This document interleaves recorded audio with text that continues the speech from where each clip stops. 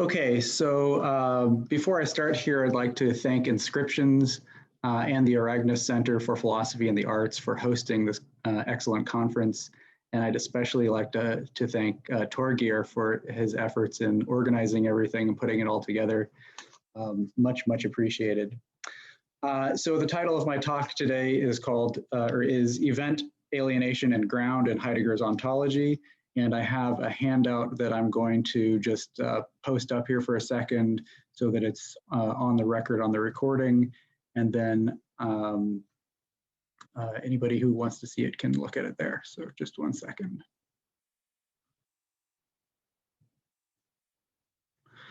Okay, so I'll scroll through this real quickly, which gives a few definitions and several of the German terms that I use, along with some other points about Heidegger's views on metaphysics and key quotations.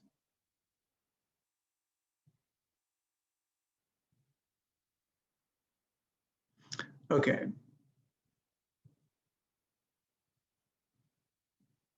So what I'd like to do in this presentation is outline a few core positions I stake out regarding Heidegger's ontology of events.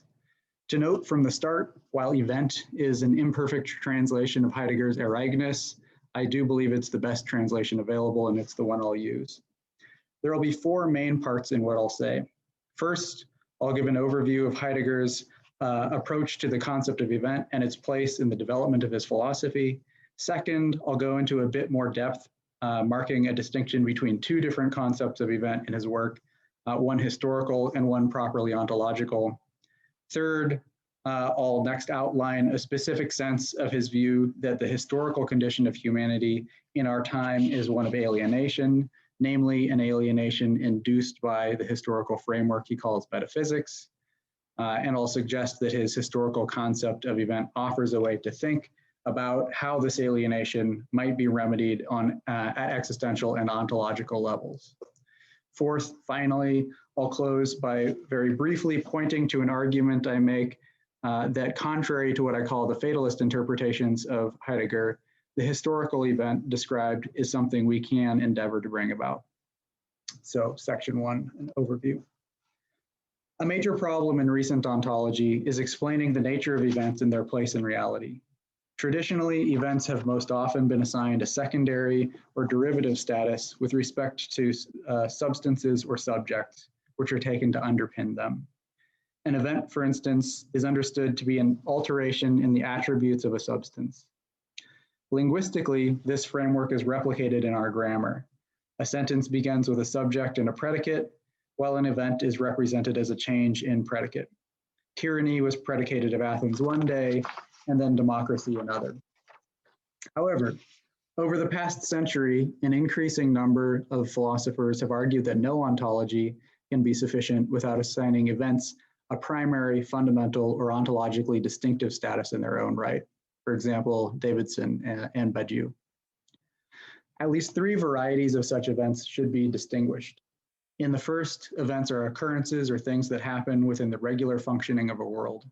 A leaf falling to the ground, a decision made, an action performed, a meeting between friends.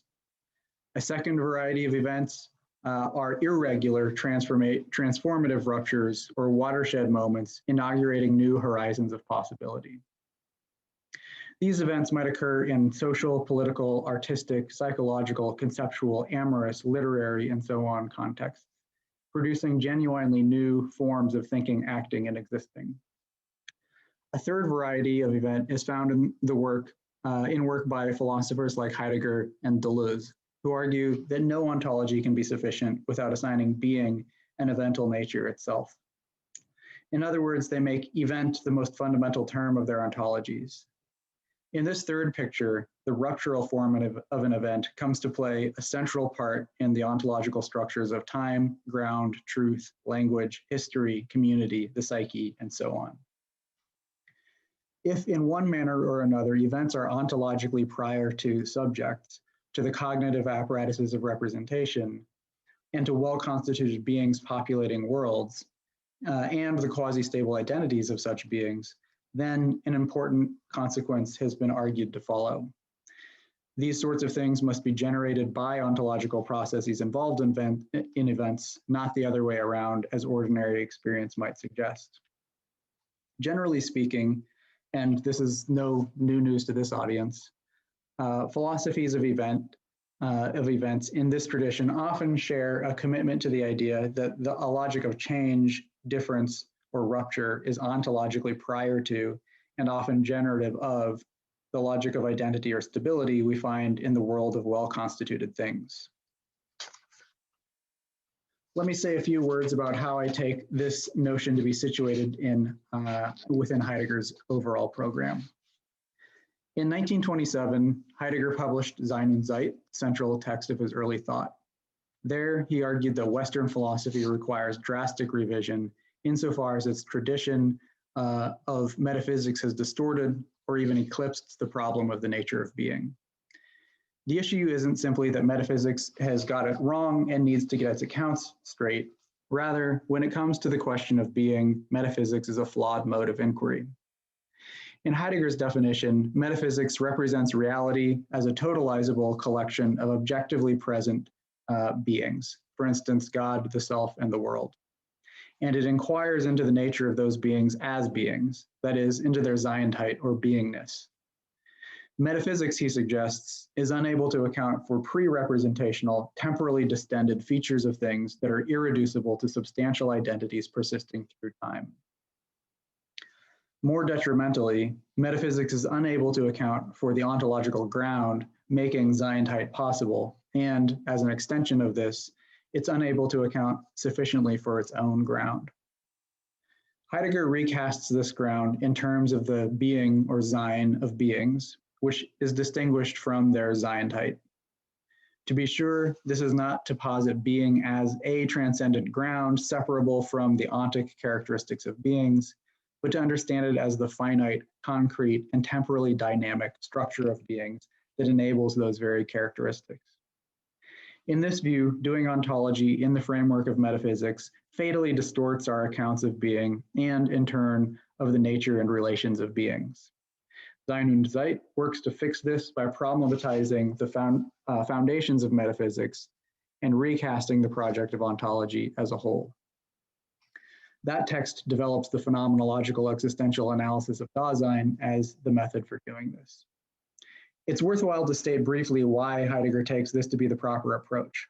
As is well known, in his usage, the term Dasein refers to the human being, specifically insofar as the human being is a being that thinks about, worries about, and understands a little of its own existence. In contrast, right, pine trees and goldfish are not Dasein. For Heidegger, Dasein's very existence is the condition for the possibility of doing ontology at all. Indeed, Sein und Zeit argues that Dasein is the ground presupposed by all metaphysics, but which metaphysics is unable to account for.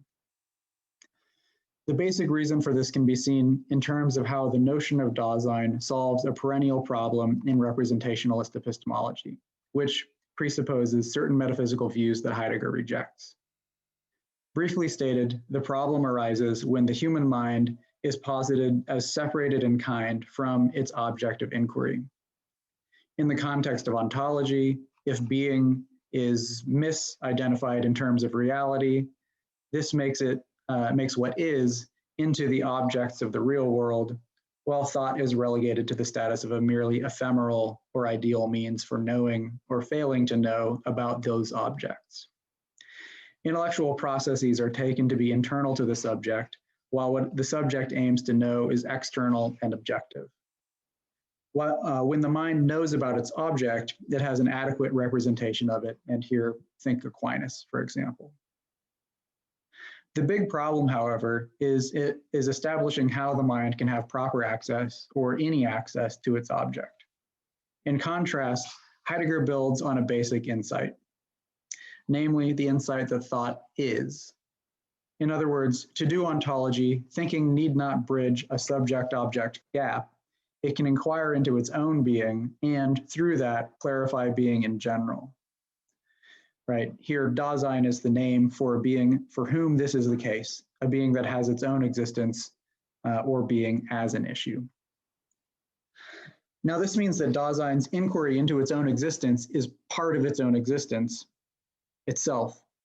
That is, there's a reflexive relation between the matter investigated and the investigation itself. And since the very existence into which Dasein inquires is partially constituted by the operation of questioning, each moment of carrying out that operation modulates that existence. This in turn prompts a recursion of the investigation, named the hermeneutical circle, which continues along in an ongoing methodological process or evolution. I think the nature of this evolution is quite important, and I argue it should govern our method for reconstructing and analyzing Heidegger's philosophy. Though I won't go into detail on this here, I propose a method that I call Diegenic Analysis that focuses on distinguishing between complex relations of grounding and grounded terms produced in that evolution.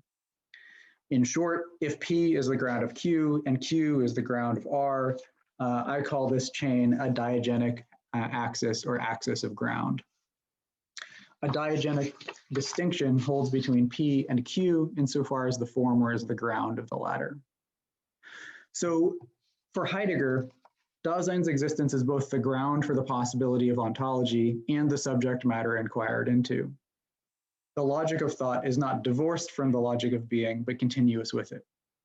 Because thought is already situated in the milieu of being, to begin doing ontology, it must only turn towards its own being. And this requires no extrinsic methodological principles.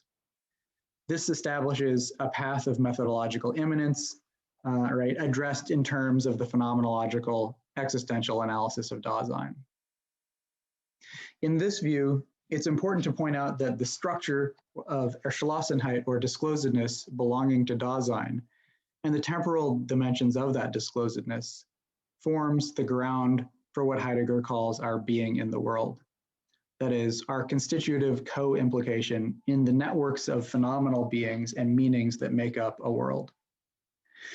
This means that history, in his specialized sense, is also grounded in Dasein's existence. Because of this, his early work understands the historical errancy of metaphysics to be grounded on a distortion and alienation in Dasein, namely in ways that our own existence obscures parts of itself and in turn reifies itself on that basis. Sein und Zeit famously uses the terminology of Uneigentlichkeit or inauthenticity to describe this.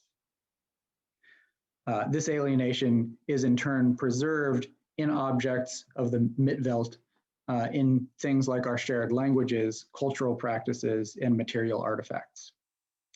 Now, since we pursue the question of being via the existential analysis of Dasein, this pursuit enacts incremental progress, both in the project of ontology and this is the important point here, simultaneously in resolving Dasein's historical alienation. This movement prefigures that in Heidegger's later work, describing our efforts to bring about the historical event. In the early 1930s, Heidegger argues that Sein und Zeit did not accomplish a sufficient overhaul of ontology. This is not a disavowal, right? He thinks it did establish necessary and far-reaching transformations of philosophy and, importantly, of the existential state of the person who does philosophy. Yet, for certain reasons, Sein und Zeit seems to have remained metaphysical in a problematic way, which I'll indicate in a few minutes. Heidegger aims to remedy this by rethinking being in terms of Ereignis. That is, being is described as evental in nature. To be sure, the claim is not that being is like an occurrence within time, as in the first variety of events indicated earlier. To understand being as event will rather be something like understanding it as a differential logic according to which anything that can occur at all. This shift is meant to work towards a radical rupture with the historical framework of metaphysics.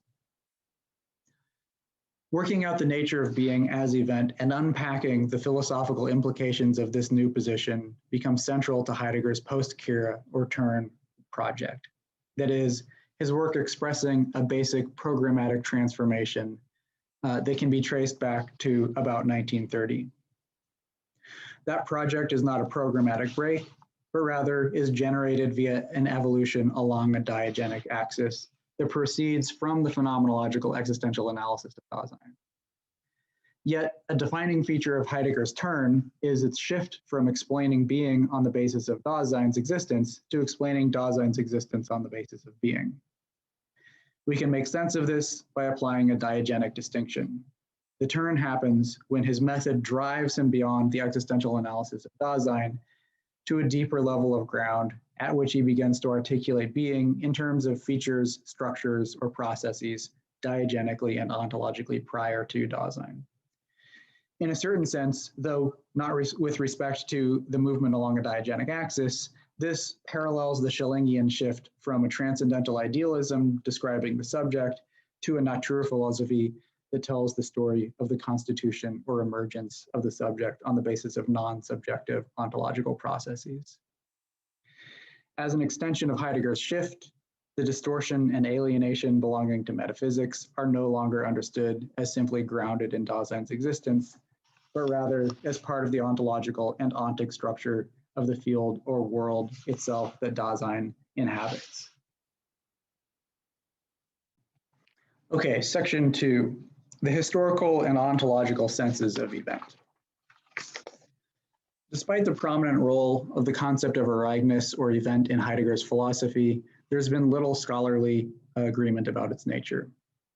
To mention just a few of the most developed positions, the event has been suggested to be 1, a mutual appropriation between human existence and being that is responsible for the constitution of meaning in an historical world.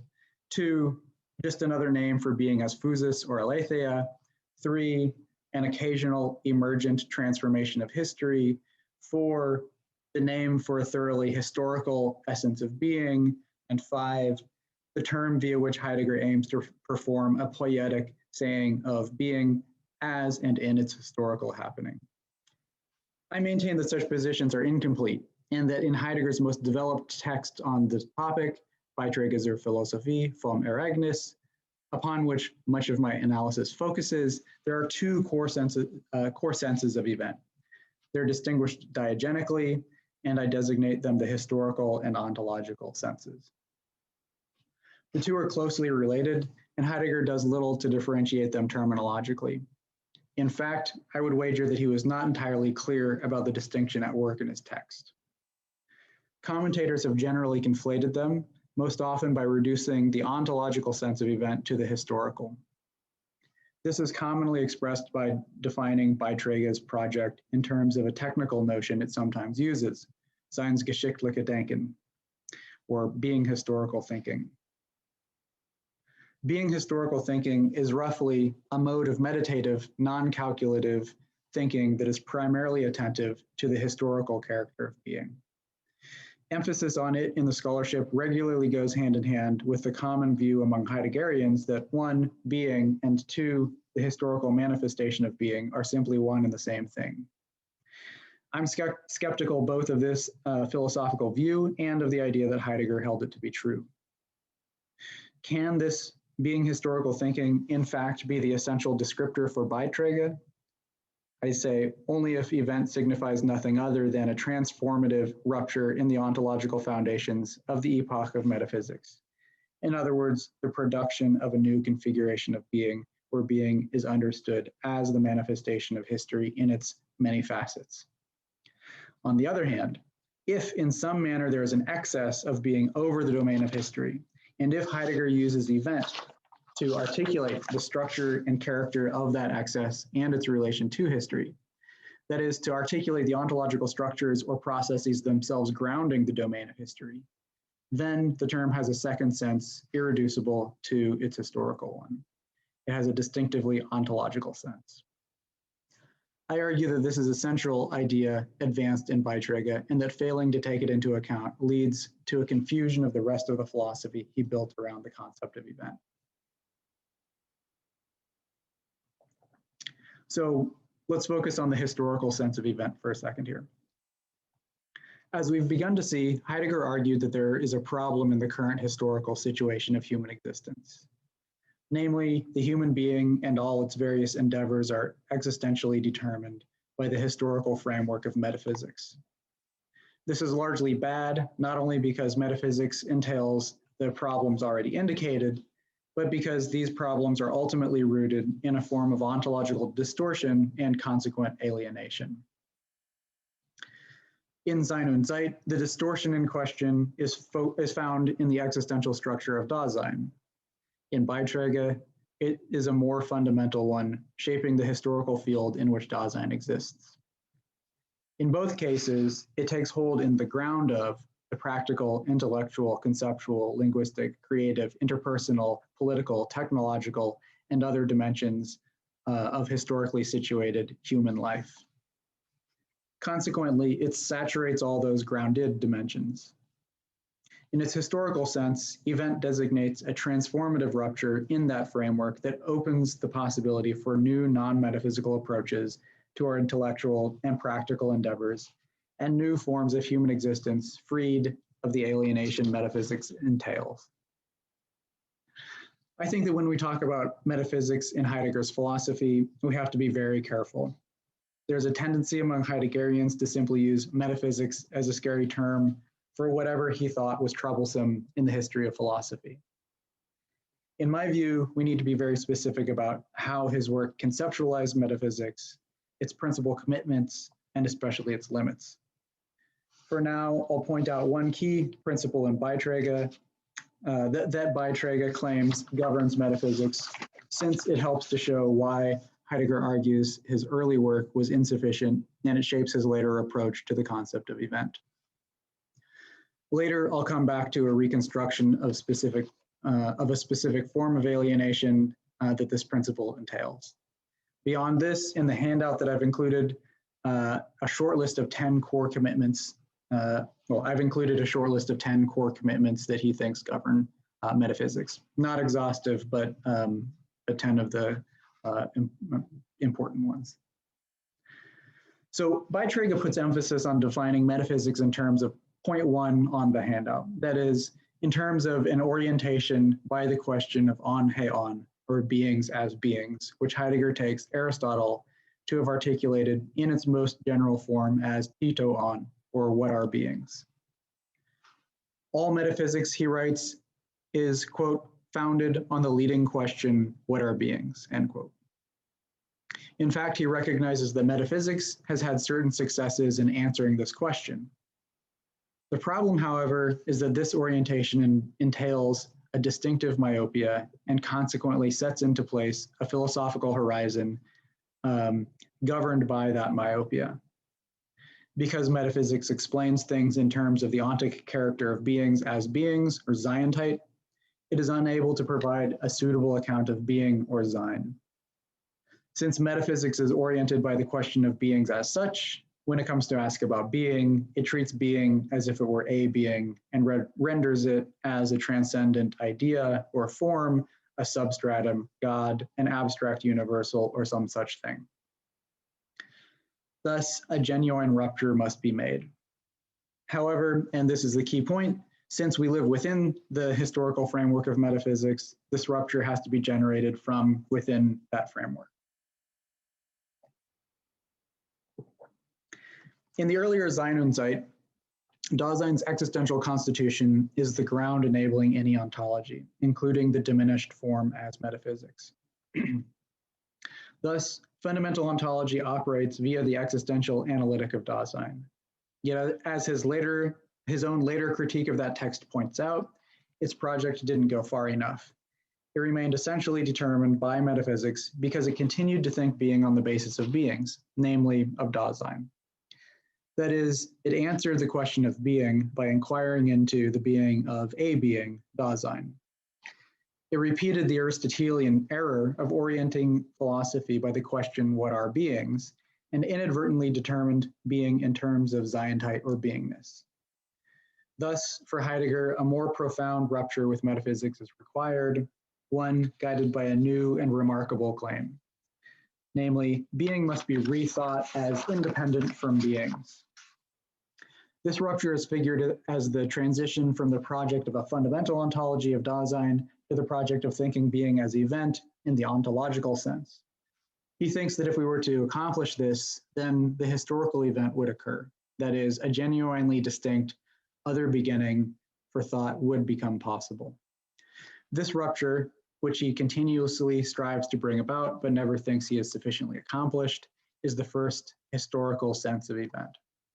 But I think Heidegger was more successful in this than he realized. So now let's look at the ontological sense of event for a minute. So in its second sense, event is the core concept in terms of which Beiträge attempts to rethink being and in turn the plight of human existence in a way freed of metaphysical errancy. It forms the ontological ground of Dasein, worlds, history, including the historical epoch of metaphysics, and the historical event. I'll simply give an outline of the concept here and introduce some of the technical terms it involves. In short, being is the event. Heidegger usually avoids the verb sein or to be and its conjugated form ist or is when making this point.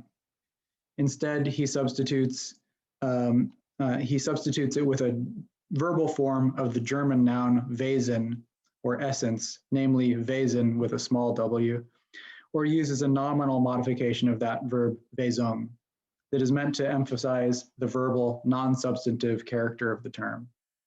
For instance, das Sein west als das Ereignis, or being essentially occurs as the event. The use of this terminology has two immediate implications. First, the event must not be mistaken as the substance, quiddity, whatness, or Seinheit of being. Second, as highlighted by the verbal form of Wesen, being as event is not static, but rather occurs. This is not to say that the event occurs now and then in time, neither is it outside of time. Rather, I argue, it is characterized by a structural instability that takes on the role of generating or constituting time. The event occurs because it is a dynamic process motivated by the structural instability at its heart. This second sense of event has an ontological and diegenic priority over the historical sense, and I take it to be the richest in Heidegger's thought. As he points out, quote, history is not the event, end quote. The other beginning, initiated by a rupture with the history of metaphysics, is possible only because being is evental. It's true that when the project of developing an ontology of the event is no more than a glimmer on the philosophical horizon, the historical ruptural sense will appear primary. Yet, and contrary to those who suggest Heidegger's concept of event is nothing other than the historical one, the historical event is unthinkable without whatever ontological element drives or draws thought beyond metaphysics. In other words, if metaphysics provided a sufficient ontological framework, it would be impossible for thought to discover aspects of being that are irreducible to that framework. And so there would be no possibility of a rupture with it, historical or otherwise. However, in Heidegger's ontology, thought is constitutively connected to a logic of being as event, that undermines the foundations of metaphysics. And this is a necessary condition for the occurrence of the event in its historical sense. The structural instability of the event that makes it a dynamic process or occurrence provides its genetic power or its function as a ground for worlds of beings. Its instability undermines any tendency to collapse into a static substantive identity. In this view, identity, even if only quasi-stable, can exist only on the ground of the event. This means that being as event is diegenically prior to all constituted identity. Because of this, Heidegger understands the event's structural instability in terms of difference, Unterschied, Unterscheidung, and in a particular sense, Entscheidung. It's well known that what he calls the ontological difference, that is, the difference between being and beings, plays a major role in his early work. Yet Beiträge problematizes the ontological difference by inquiring into the ground that enables it to be determined at all. This forms a key moment in Heidegger's methodological path, one that generates a new, more fundamental concept of difference. I suggest that this difference can be called pure in the sense that it is ontologically prior to determinate beings, not derived from any a posteriori relations between them. It forms the ground making worlds of beings possible, so in this sense it can be called transcendental, but it in no way constitutes a metaphysically transcendent domain of reality. Heidegger does not clarify the details very well, but I argue that the structure of the event can be worked out in terms of the logic of this difference. In the ontological sense of event, being is a dynamic or logic of pure difference. This logic is driven by the differentiation of that difference from itself, such that it self-determines in processes of what Heidegger calls Ereignis or appropriation and entails or expropriation, which are, in brief, the primordial ontogenesis of structural propriety and structural alienation from propriety. These are then elaborated in the registers of truth, ground, and time-space, and constitute the genetic ground of worlds of beings, that is, of the Da expressed in the term Dasein. In Heidegger's worlds, the event is, quote, the difference as the essential occurrence of being itself, which differentiates itself, and in that way lets beings arise in emergence, end quote. Beings are in the field of the Da or there, and, quote, being essentially occurs as the event of the grounding of the there, end quote. The event's self-differentiation is a perpetual displacement that simultaneously generates and undermines determinacy in the form of ontological structures, worlds, and beings. Its self-determination unfolds in the process of appropriation and expropriation. Now, it's often been claimed that Heidegger's event simply is appropriation, or maybe appropriation in conjunction with expropriation. However, this cannot be correct. The two must be driven to accomplishment somehow, and in Heidegger's account, the explanans is the concept of originary difference. Appropriation and expropriation indeed form part of the logic of the event, namely its logic of determinacy, but an abyss of difference exceeds them. This process is integrally related to time and history. In part, the event figures an originary process that is ontologically prior to the historical and out of which historical epochs unfold. History is epochal history, where an epoch is not simply a span of time, but a determination or formation of being that is given its determination, that is sent or destined, schickt, by an originary holding back or withdrawal ontologically prior to that formation of being. Here, the sequence of epochs is determined by withdrawals that enable them. Holt argues that Heidegger's Ereignis is an occasional event that occurs as the inception of an historical epoch. In my view, this is only part of the larger story. The inception of such historical epochs is one aspect of a more primordial event that is neither as occasional nor continual, since either view would locate the event within the domain of temporality, whereas this event is originary of temporality. In other words, Ereignis grounds the time in which any occasional event might occur.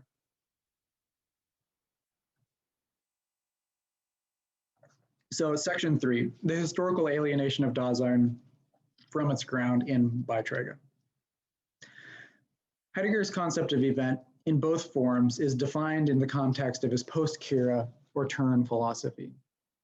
Here, the distortion and alienation belonging to metaphysics are no longer understood as simply grounded in Dasein, but rather as part of the ontological and ontic makeup of the field or world itself in which Dasein exists.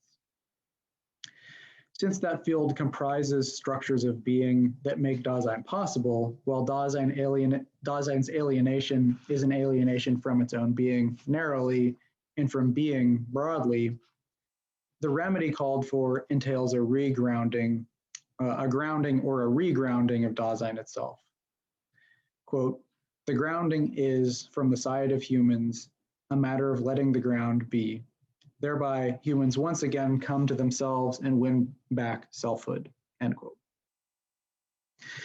To be sure, self and selfhood here refer in no way to a metaphysical subject identical with itself through the duration of time. In Heidegger's use, I take selfhood to mean Dasein's existence in a state of minimal self-alienation, previously expressed in Sein und Zeit in terms of Eigentlichkeit or authenticity. I take self to refer to Dasein's ground in what he calls das Eigentum, or the domain of what is proper. As he puts it, quote, the origin of the self is the domain of what is proper, or domain of propriety, end quote. Das Eigentum is an ontological structure of propriety that makes selfhood possible. It is a structure generated in the logic of being as event, namely in Ereignis or appropriation. In Heidegger's event at the historical level, if Heidegger's event at the historical level is a transformative rupture in which metaphysical alienation is remedied, then what are the forms of alienation at stake? In Beiträge, the prime term describing the field of alienation Dasein inhabits is Seinsverlassenheit, or the abandonment by being.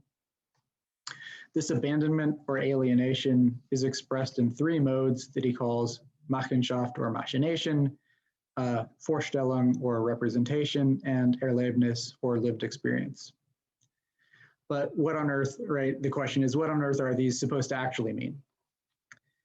These modes are consequences of a more originary distortion essential to the structure of being as event itself. Namely, in Heidegger's words, the abandonment by being has, quote, arisen from the distorted essence of being through machination, end quote. Now, detailing this distorted essence will have to wait for another time. For now, the important idea is that the different modes of the abandonment by being, quote, are merely emanations from an intricate and obdurate dissimulation, Verstellung, of the essence of being, especially of its fissure, end quote. A dissimulation that results from a tendency structurally inherent to being.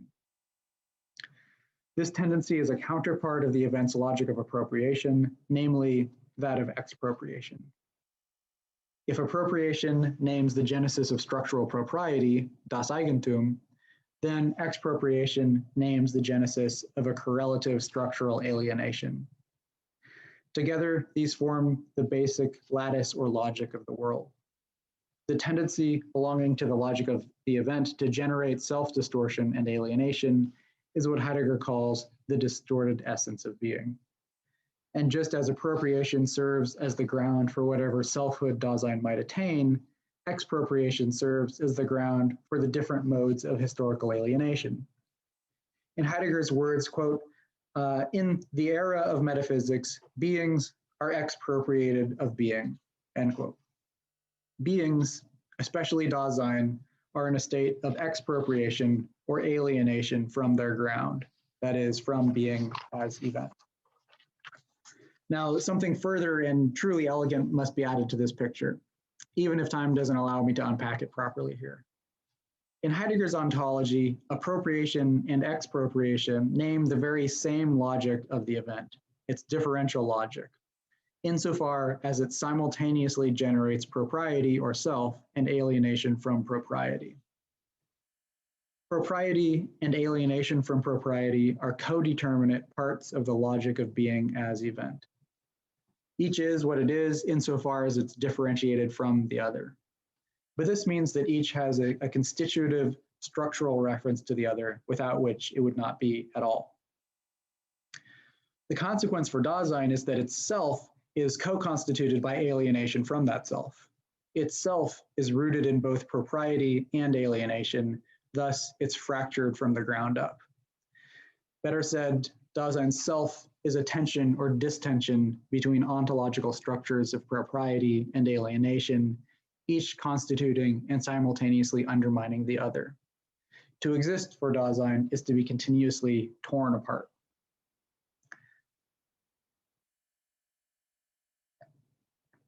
This also means that ultimately, we must understand Dasein's alienation not simply in terms of expropriation from propriety, but in terms of expropriation from the structural distension or self-problematizing logic upon which Dasein is grounded. That is, the obscuration or concealment of that distension. Such an obscuration is found, for example, in the metaphysical view of the human being as a self-identical, independent subject persisting through time. That is, right, a stable domain of propriety of which various attributes or properties can be predicated. So what then of the human alienation that machination, representation, and lived experience describe? Together, these constitute an alienation of Dasein from one, itself, insofar as they sublimate the distension constituting itself, and two, from its ontological ground, since the selfhood of Dasein is grounded in the logic of being as event. In Heidegger's account, being as event is essentially self-problematizing and structurally incomplete. It is not objectively present, fully determinate, or exhaustively representable. Because of this, it's interminably question-worthy. The idea here is not simply that questioning being leads to rich results, but rather that any ontology produced as an answer to the question of being is necessarily incomplete and, if its method is properly grounded, is perpetually driven to question again and again. What machination is the obscuration of this problematic or question-worthy character of being. It is enabled by the distorted essence of being and is manifested historically in a prevalence of the Sein-height of beings and their ontic presence, determinacy, representability, measurability, and makeability. In short, quote, within machination, there is nothing question-worthy, end quote. The eclipse of being and its question-worthy character is expressed and reinforced in a variety of ways that contribute to the overall dominance of machination. These revolve around the determination of everything there is on the basis of ontic poiesis, or the makeability of beings within the framework of techne. When being is obscured by the presence of beings, the ontic poietic character of beings as such, that is, beings in their Sein-height, is freed to dominate. In the age of machination, quote, everything is made and can be made if only the will to it is summoned up, end quote. As Daniela Vallega-Noy emphasizes, Heidegger's conception of machination is rooted historically in Greek thought, quote, in the overpowering of physis through techne, end quote. Nonetheless, Heidegger suggests that the historical dominance of machination becomes total for the first time in Christianity, in early Christianity. In Christianity, God is the ultimate craftsman. He takes on the role of an absolute foundation for beings, a foundation that, in place of the self-problematizing character of being, is not intrinsically problematic or self-destabilizing at all. Think, for example, of God's simplicity, perfect simplicity, eternality, and eternality, for example. As a being, God is the prime ontic cause of the universe and everything populating it, which are his products. Quote, every being is explained in its origin as an ens creatum. The creator is what is most certain, and beings are the effect of this cause, which is most eminently, end quote. To be a being, in other words, is to be something essentially makeable and made by another being. And reality is understood on the basis of an ultimate principle of ontic production. If the early Christian tradition universalized the framework of machination by grounding reality in God the Maker, Heidegger suggests that the early modern scientific revolution places the makeability of beings in human hands. The domain of beings becomes mathematically quantifiable, calculable, and manipulable down to the finest detail via human technology, or at least in principle. Simultaneously, representability, right, the next term here, gets pushed to a total saturation of reality. Machination is, quote, that interpretation of beings as representable and represented. Beings as such are the represented, and only the represented is a being, end quote. Think here, for example, of the way that Leibniz's reciprocal principles of sufficient reason and the identity of indiscernibles promote an infinite representability of reality. If Leibniz's system understands determination in terms of the predication of a subject, While a concept is sufficient to the degree that it represents the subject's infinite chain of predicates in the right order, then no things in reality are in principle unrepresentable. Insofar as any thing exists, it can be represented by a concept with an infinite comprehension and an extension of one. The goal of representation, then, is to become total, to infinitely saturate the predicates of all beings represented. As an extension of machination, the eclipse of the self-problematizing, question-worthy character of being goes hand in hand with a general view that there is nothing irreducibly problematic. As Heidegger puts it, for machination, quote, "There's no problem that is not solvable, and the solution is merely a matter of number applied to time, space, and force," end quote. This view is opposed to what elsewhere I call the ontological realism about problems, argued for by Albert Lautmann and Gilles Deleuze, who both drew very much on Heidegger to make their cases. Nonetheless, in Heidegger's view, the problematic, question-worthy character of being is structural and thus cannot be entirely eliminated from the world. Under the determination of machination, it is encountered in sublimated forms defined within the bounds of representation. Heidegger calls the kind of experience available within such bounds Erlebnis, or lived experience, which expresses a transformed, tamed form of the self-problematizing character of being. Lived experience reduces the question-worthy and the inherently problematic to simple curiosities, or the type of problems that disappear once their solutions are discovered. It reinforces the alienation of Dasein by sublimating Dasein's encounter with the pre-representational problematic character of itself and of being, and rendering it innocuous. For example, rather than being struck by the problematic, question-worthy character of oneself and of being, one's attention is captured by watching crime dramas on TV or solving logistics problems to make a business more profitable. The key is that these forms of experience are enticing enough to hold one's attention, or the attention of a community, but they're captured within the machinational focus on Seinheit and its apparatus of representation. So just to wrap up real quickly, conclusion here on the concept of Er-gründung, or fathoming the ground. So to conclude, I'd like to point to a somewhat broad argument I make regarding the methodological and human role of, in the historical event. The accomplishment of such an event sounds nice, right? But how exactly is it supposed to happen? Heidegger's way of talking about this is often suggestive of a mysterious quasi-agency of being that does not appear to me to have serious justification. His emphasis on the sent or destined geschickt character of history can make it appear that the occurrence of an historical event is really up to being, while human beings are just along for the ride, ready in the wings to preserve being whenever it happens to reveal itself. Most people in the Heidegger world seem inclined to accept this picture in one form or another. I call it the fatalist interpretation of Heidegger's event. In my view, this comes dangerously close to a quietude about human alienation. Without a doubt, in Heidegger's philosophy, historical events, including the one in question now, might occur because of forces out of the hands of any particular human being or human beings. But contrary to the fatalist interpretation, the historical event is also something that can be accomplished by human effort.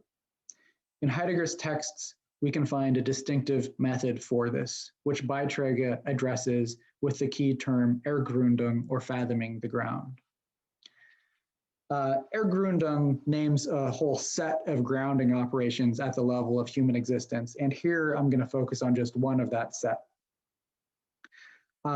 It can be called fathoming in English in the sense of plumbing the depths of an ocean's abyss, the profond in French, to discover and grasp what might be there.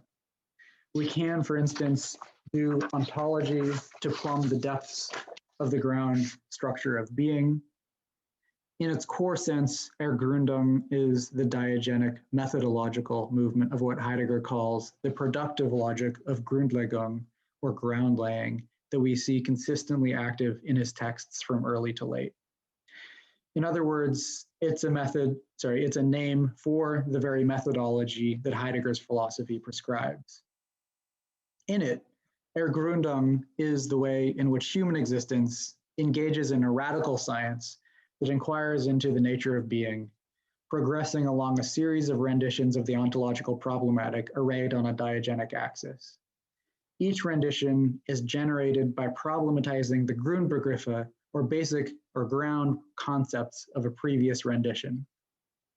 One tracks the logic implicit in the features of being that are articulated by those Grundbegriffe, but exceeding the account that they offer, tracks that to a more originary standpoint. On that basis, one then recasts new Grundbegriffe to articulate being in a more appropriate way. That is, one lays new grounds for the ontological problematic. The account constituted thereby enables a reconfiguration of that problematic field.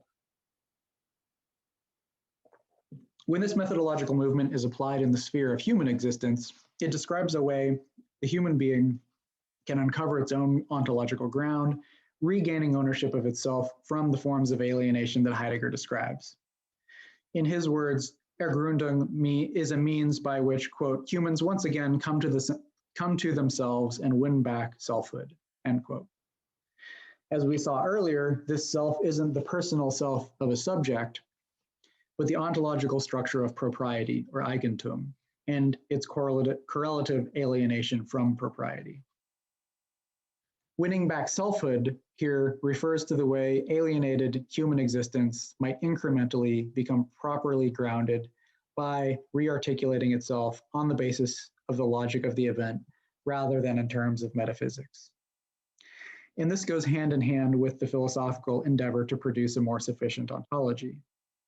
In this way, Er-gründung describes the basic form of the human effort would take to bring about the historical event described. This doesn't negate the occurrence of other historical events that might simply be out of our hands. Yet it does show that Heidegger's philosophy supports the idea that we aren't stuck with within a fatalistic world when it comes to transforming our historical framework and the alienation he suggests it entails. Thanks.